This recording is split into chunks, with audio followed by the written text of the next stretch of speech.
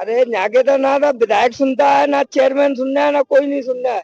विधायक तो आज तक देखने ही नहीं आई कि क्या होता है यहाँ पे। चुनाव था, विधायक को जो कह देता है कि हमारी सरकार नहीं है तो यहाँ कुछ नहीं होगा। अब गवर्नमेंट जाना था, यहाँ का प्रशासन नहीं कुछ सुना सेठी करता है। नमस्कार, मैं अजीत परिहार और आप देख रहे हैं चंबल प्रभा। इस वक्त मेरी मौजूदगी है NH 44 के सर्विस रोड पर, जिसकी जो हालात है वो लगातार आप 6 महीने से ऐसे देख रहे हैं। बरसात का मौसम जब से हुआ है उसके बाद लगातार जुलाई के महीने से और फरवरी का महीना लग चुका है, अभी भी हालात जो जस के तस बने हुए हैं। आप देख सकते हैं किस तरीके से, मैं अपने सहयोगी से कहना चाहूंगा, जो हालात हैं वो बदहाली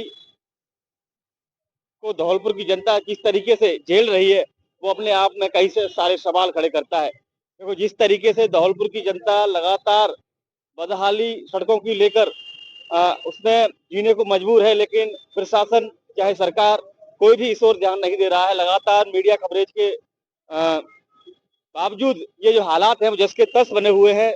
लोग सरकार को, प्रशासन को कोस रहे हैं, लेकिन जो जमीनी हकीकत है वो जस की तस बनी हुई है। हमारे साथ बहुत सारे लोग मौजूद हैं, उनसे भी हम अभी बात करने की कोशिश करेंगे। लेकिन मैं धौलपुर के नेताओं से ये कहना चाहूंगा कि अपनी पार्टियों के चिंटू पने से ऊपर उठ करके अपने आप को धौलपुर का निवासी मानते हुए आप धौलपुर की आवाज को बुलंद करिए, जिससे कि सरकार तक ये बातें जाए और जिस तरीके की हालात धौलपुर में पैदा हो गए हैं उनसे धौलपुर बाहर निकले। क्योंकि जिस तरीके से सरकारें हैं वो आएंगी जाएंगी और जो अधिकारी हैं वो भी यहाँ पोस्टेड होंगे और यहाँ से जाएंगी, लेकिन धौलपुर की जनता को यहीं रहना है।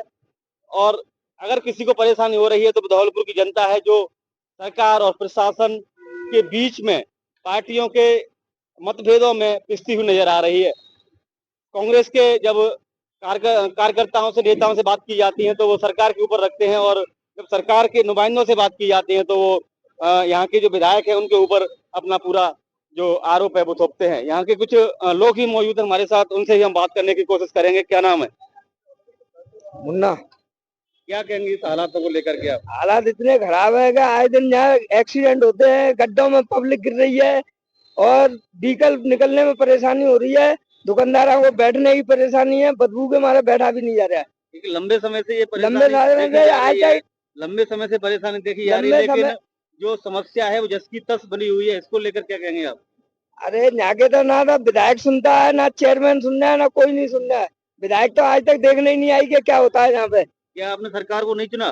सरकार को चुना नहीं है, इसलिए ही तो नहीं दे रहे।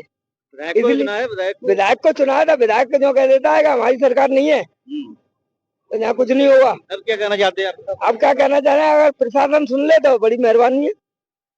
क्या नाम है सब?